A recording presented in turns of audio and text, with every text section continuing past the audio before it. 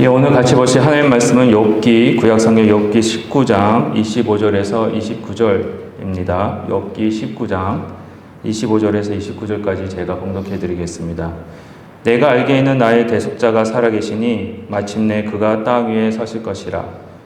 내 가죽이 벗김을 당한 뒤에도 내가 육체 밖에서 하나님을 보리라.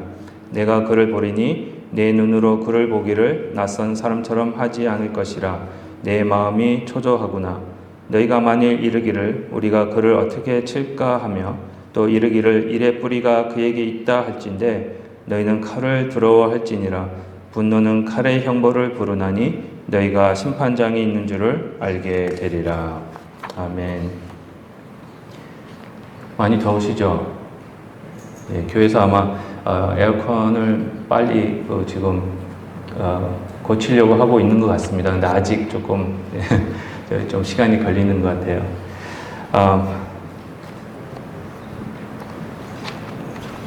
오늘 본문 말씀을 가지고 같이 살펴봤으면 좋겠습니다. 지금 저희가 성경 통독을 지금 계속하고 있습니다. 그렇죠? 지금 신약을 먼저 읽고 신약을 끝내고요. 지금은 구약을 읽고 있습니다. 그렇죠? 지금은 이번 주는 어디를 읽고 계시죠? 욥기입니다. 욥기. 안 읽고 계시는 것 같은데. 그리고 이번 주 욥기를 읽고 이제 계실 텐데 지금까지 이제 성경을 읽으시면서요 보실 때 어떤 책이 읽기에 가장 어렵다고 생각하십니까? 지금까지. 예, 성경 중에 성경을 읽다 보시면은 어려운 책들이 많이 있습니다. 네, 어려운 책 중에 어떤 책이 가장 어려울까 이렇게 생각을 해보면 욥기, 그죠? 욥기를 생각할 수가 있습니다. 레위기도 읽기 힘들고요. 또 전도서 또 읽기 힘들고 아가서도 읽기 힘듭니다. 하지만 제 개인적으로 생각하기에는 이 욥기가 아마 읽고 이해하기가 힘들 책들 중에 아마 가장 힘든 책이지 않을까 이렇게 생각을 합니다. 그 이유는요. 욥기를 여러분들이 읽으실 때에 저희들이 읽을 때마다 욥기를 통해서 어떤 시원한 그런 사이다 같은 답을 찾아내는 것이 아니라 질문이 자꾸 생기기 때문에 욥기가 어렵지 않나 이렇게 생각을 합니다. 욥기를 읽고 있으면은요, 솔직히 다음과 같은 질문들이 생깁니다. 그렇죠? 왜 하나님께서는 온전하고 선한 욥에게 너무나도 많은 고통, 그 다음에 이런 고난들을 겪게 하셨을까? 또 왜 선한 사람이 고통을 받을까? 어떻게 욥은 이 모든 고통을 하나님께서 욥에게 그렇죠? 아무 이유 없이 주신 거라고 생각하고 있을까? 어떻게 욥은 감히 이 모든 고통의 책임이 하나님께 있다고 말할 수 있을까? 이런 질문들이 자꾸 욥기를 읽으면서 생기게 됩니다. 오늘 이런 질문들에 대해서 답을 드릴 수는 없습니다. 예, 다 할 수는 없습니다. 그렇기 때문에 그런 질문들이 답을 얻을 수가 없기 때문에 아마 좀 책들 중에서 가장 힘든 책이 아닐까 이렇게 생각을 합니다.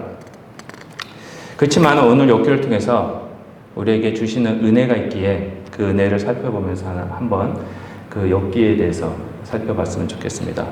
오늘 본문은요. 아무 죄도 없는 욥이 어떤 이유도 없이 하나님께로부터 고통을 당하고 있음을 보여주고 있습니다. 이런 고통 속에서 이런 고통을 당하고 있는 욥에게 세 명의 친구들이 찾아옵니다.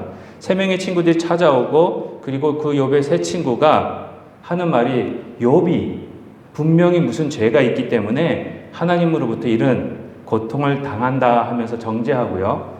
특별히 회개하라고 윽박지르고 있는 내용이 욥기입니다. 이런 세 친구에게 욥은요.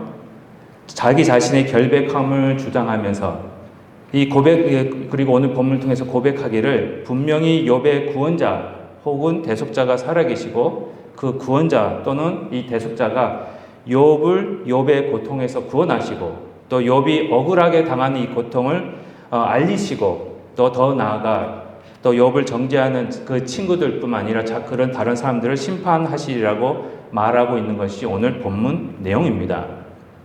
분명히 욥은 아무 이유 없이 그리고 아무 죄도 없는데 하나님으로부터 고통을 당하고 있는 것은 맞습니다.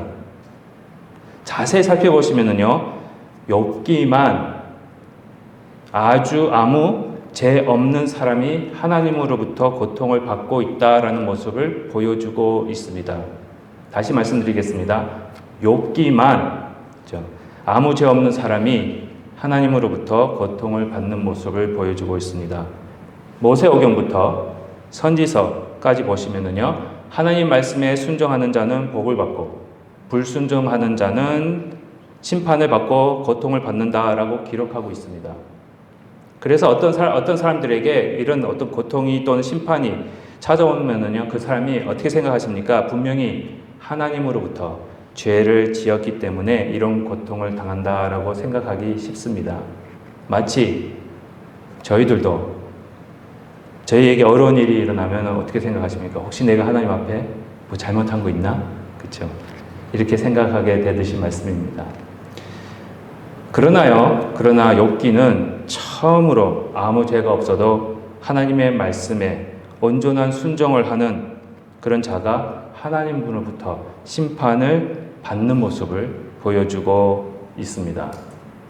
다시 말씀드려서요, 욥기는요, 아무 죄 없이 하나님 앞에서 온전한 순종을 한 자임에도 불구하고 이 욥이 하나님으로부터 심판을 받는 모습을 보여주면서 앞으로 아무 죄도 없고 온전히 하나님의 말씀에 순종한 자가 하나님으로부터 심판을 받으실 것이다 라고 그런 내용을 암시적으로 보여주고 있는 책입니다.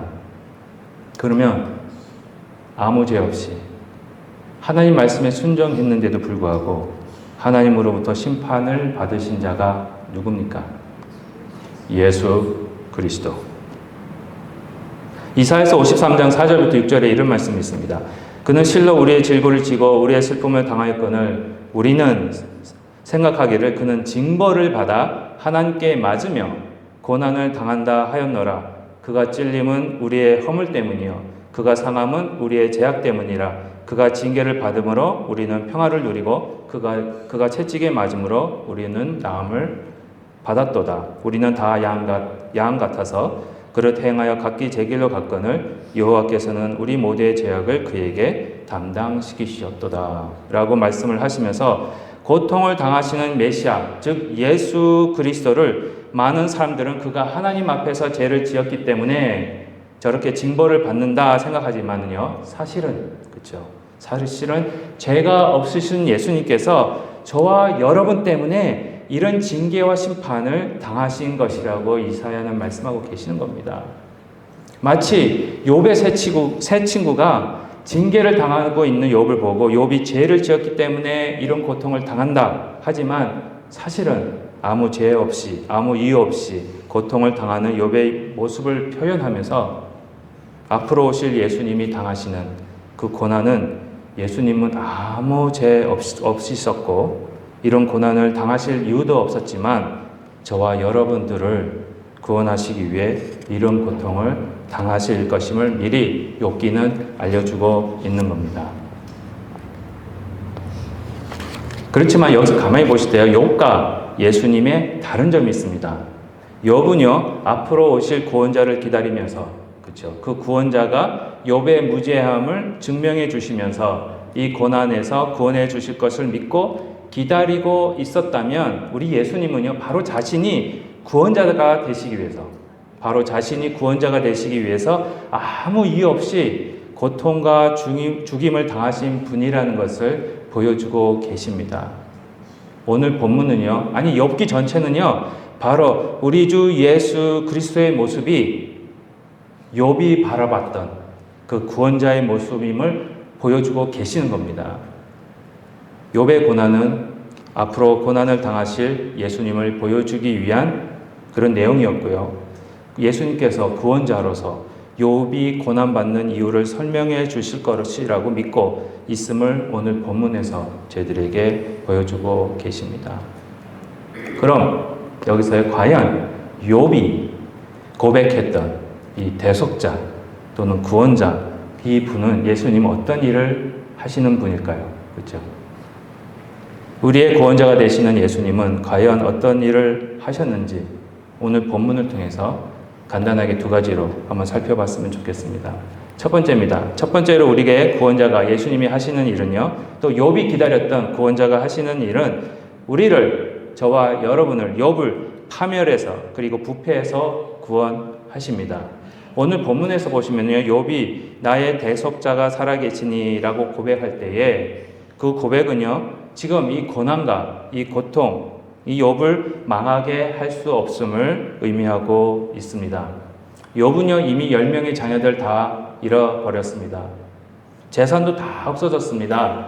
그리고 심지어 그의 몸에 병까지 얻었습니다. 그러나 오늘 본문에서 가만히 보시면요, 이 대속자 또는 구원자를 믿으면서 그의 이런 고난, 자녀를 잃는 고난, 재산을 잃어버리는 고난, 몸에 병을 얻는 고난, 이런 고난은 그를 영원히 멸망하게 할 수 없음을 고백하고 있는 것입니다.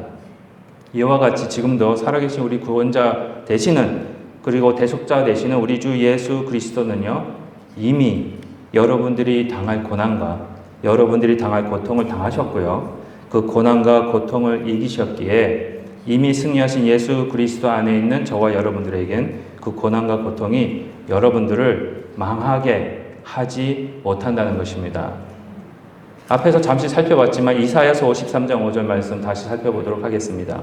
5절에 보시면은요, 그가 찔림은 우리의 허물 때문이요, 그가 상함은 우리의 죄악 때문이라. 그가 징계를 받음으로 우리는 평화를 누리고 그가 채찍에 맞음으로 우리는 나음을 받았도다 라고 하시면서 예수님께서 저와 여러분의 죄 때문에 우리 대신해서 상함을 당하신 것이고, 그리고 저와 여러분에게 평화를 주시기 위해 징계를 받으신 것이고, 여러분들을 고쳐주시기 위해 채찍에 맞으셨음을 이사야 53장 5절에서는 말씀하고 계십니다.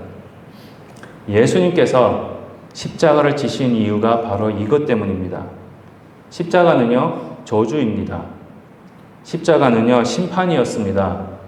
그 십자가에 올라가 죽어야 되는, 그 십자가에 올라가서 하나님으로부터 저주를 받고 심판을 받을 자는 바로 저와 여러분이었어요. 하지만 하나님께서 저와 여러분들을 너무 사랑하셨기 때문에 독생자 예수 그리스도를 보내시고요, 여러분들 대신, 저와 여러분들 대신해서 그 십자가에 올리시고 죽게 하시고 또 부활하게 하시어 저희들에게, 여러분들에게 평화와 건강함을 주신 것입니다. 더 나아가서요, 예수 그리스도 안에 있는 자들에게는 십자가 위에서 흘리신 예수님의 피가 예수 그리스도 안에 있는 저와 여러분들 안에서 그 예수님의 피가 움직이고 있기 때문에 하나님께서 예수 그리스도 안에 있는 예수님의 피를 가진 여러분들을 보실 때마다 여러분들의 인간적인 모습을 보시는 게 아닙니다. 여러분들의 어떤 죄된 모습을 보시는 게 아니고 뭐가 보이시는지 아십니까? 예수님의 피가 보이기 때문에 하나님은요, 여러분들을 절대로 포기할 수가 없는 겁니다. 여러분들 어렵다고 칭해주시는 것이고요, 함께 하시는 겁니다. 그래서 로마서 8장 35절 그리고 38절 39절에 이런 말씀이 있습니다. 누가 우리를 그리스도의 사랑에서 끊으리요, 누가 우리를 그리스도의 사랑에서 끊으리요, 환난이나 공고나 박해나 기근이나 적신이나 위험이나 칼이랴. 내가 확신하노니 사망이나 생명이나 천사들이나 권세자들이나 현재일이나 장래일이나 능력이나 높음이나 깊음이나 다른 어떤 피조물이라도 우리를 우리 주 그리스도 예수 안에 있는 하나님의 사랑에서 어떻게 해요? 끊을 수 없으리라. 아멘. 사도 바울이 말씀을 하시는 겁니다. 로마서 8장에 의하면은요, 그 어떤 환난이나 공고나 박해나 기근이나 위험이나 그 모든 것들이 여러분들을 그리스도의 사랑에서 끊을 수 없다고 하십니다. 그 어떤 고난과 고통도 여러분들을 망하게 할 수 없다는 것입니다. 더 나아가 바울은 확신에 찬 목소리로 소리치고 있습니다. 죽음이, 생명이, 천사나 권세자들이나 현재일이나 장래일이나 능력이나 그 어떤 피조물도 하나님의 사랑에서 여러분들을 끊을 수 없다고 확신에 찬 목소리로 전파하고 있는 것입니다. 하나님은요, 지금 이 시간 우리 이 새 언약교회 성도님들을 보실 때마다, 아니 더 나아가 전 세계 모든 하나님의 교회들을 보실 때마다 예수님의 모습이 보여요. 우리 교회를 볼 때마다 예수님의 모습이 보이니까 포기할 수 있습니까? 없습니까? 포기할 수가 없는 거예요. 항상 옆에 두고 계시고 원하고 계시는 거예요. 또 그렇게 하고 계시는 겁니다. 또한 예수 그리스도 안에 있는 자들을요, 망하거나 하나님으로부터 끊어지지 않게 하실 뿐 아니라 항상 보호하시고요, 또 보존하시고 계심을 알 수가 있습니다. 부패에서 그죠? 뷔페가 아니고요, 부패.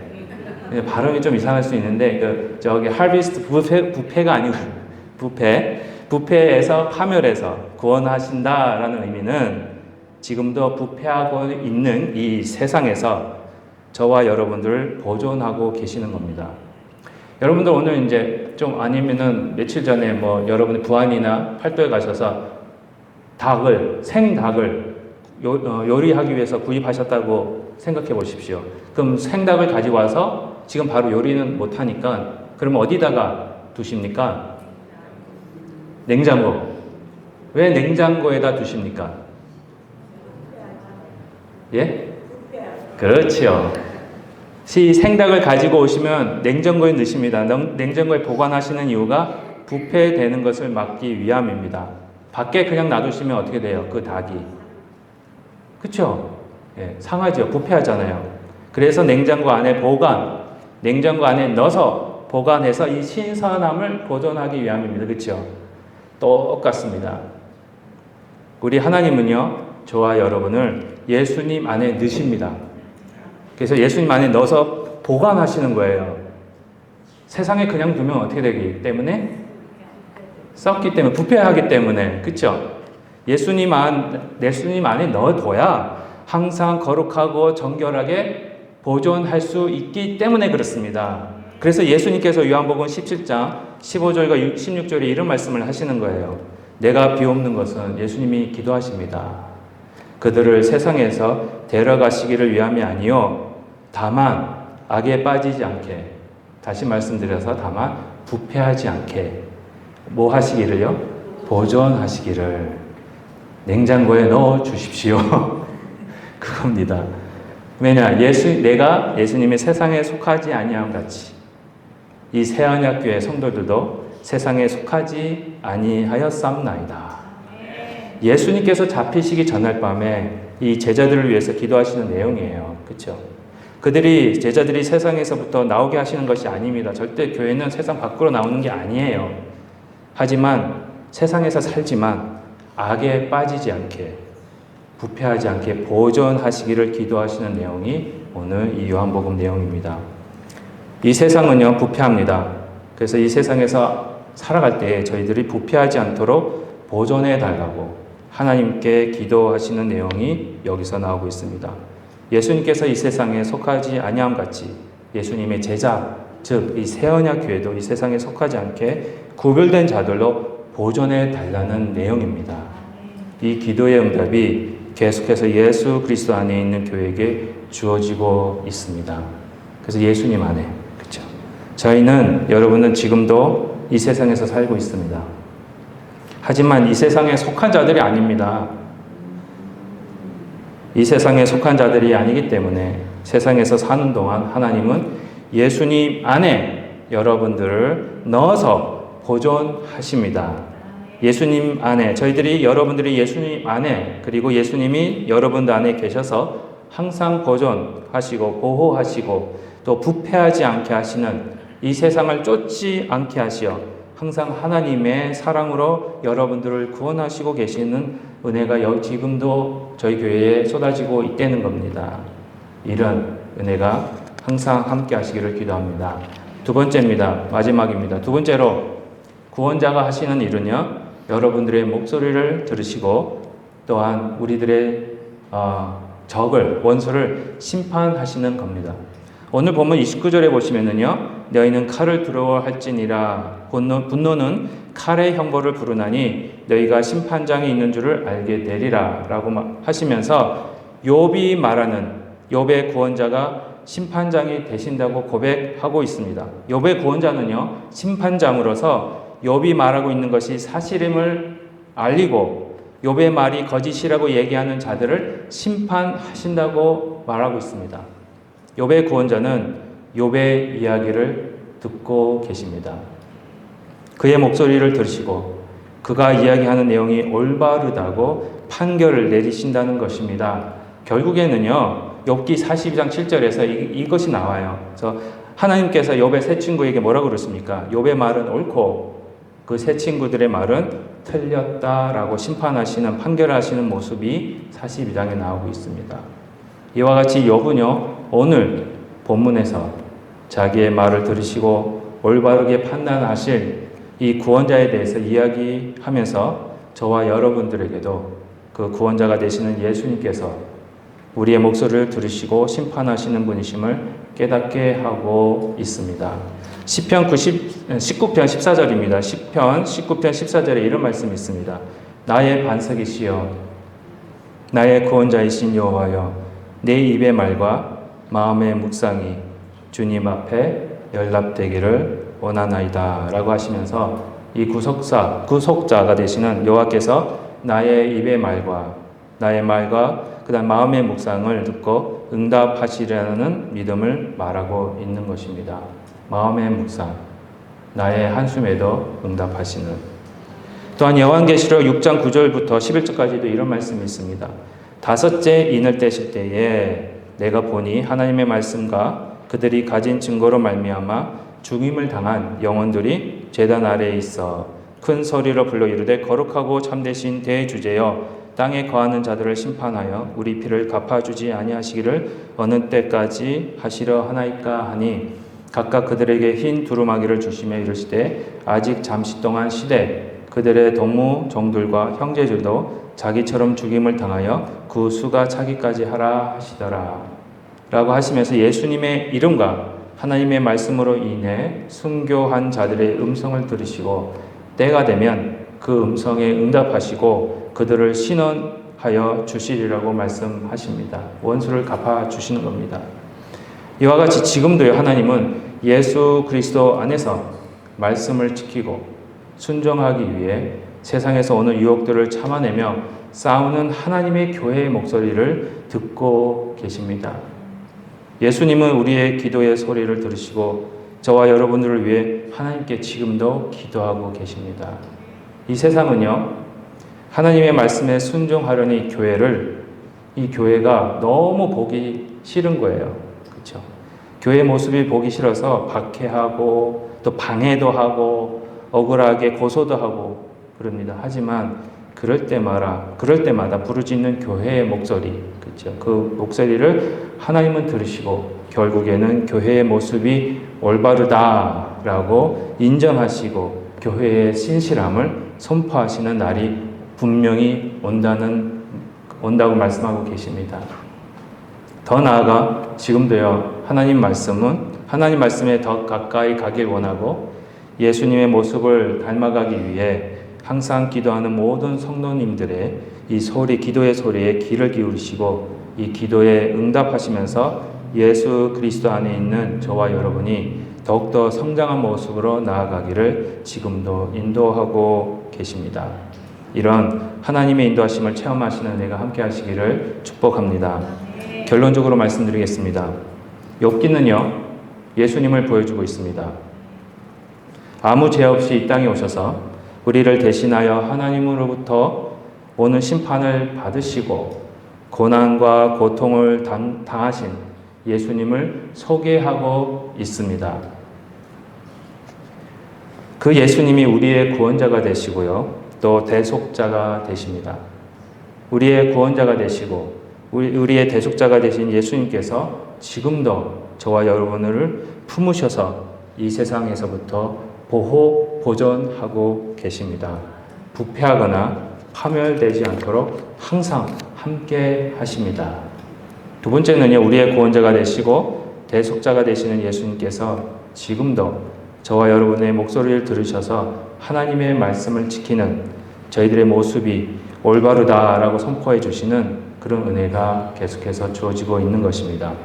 이런 구원자가 되신 예수님의 모습을 항상 기억하시면서 감사와 기쁨이 넘치시는 삶이 되시기를 예수 그리스도의 이름으로 축복드립니다. 기도하시겠습니다.